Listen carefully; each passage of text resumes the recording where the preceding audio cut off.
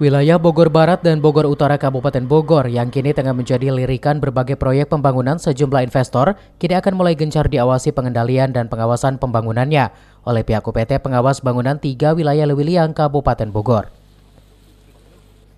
Pengendalian dan pengawasan terhadap berbagai proyek pembangunan di kedua wilayah ini menjadi sangat wajib dilakukan oleh UPT Pengawas Bangunan 3 wilayah Lewiliang Kabupaten Bogor lantaran di kedua wilayah ini kini telah menjadi bagian penyumbang pendapatan asli daerah pemerintah Kabupaten Bogor.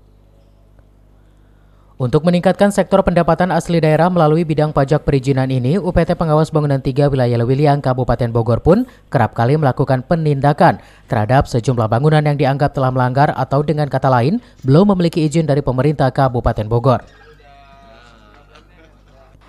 Dengan adanya tindakan terhadap bangunan yang belum memiliki izin ini, pihak UPT Pengawas Bangunan 3 wilayah Lewiliang Kabupaten Bogor berharap para investor akan menjadi lebih tertib dalam menjalankan proyek pembangunannya sesuai dengan aturan yang berlaku di wilayah Kabupaten Bogor. Untuk 2021 kami akan meningkatkan lagi pengendalian pengawasan, karena dengan pengendalian pengawasan itu orang bisa teringat terhadap pentingnya IMB untuk saling membantu pembangunan Kabupaten Bogor.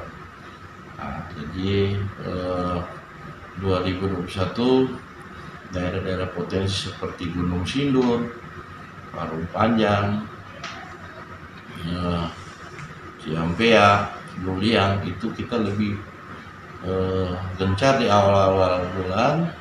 Pengendalian dan pengawasan terhadap berbagai proyek pembangunan di wilayah Bogor Barat dan Bogor Utara Kabupaten Bogor ini diakui oleh pihak UPT Pengawas Bangunan 3 wilayah Lewiliang Kabupaten Bogor sebagai ujung tombak untuk peningkatan pendapatan asli daerah Kabupaten Bogor di tahun 2021.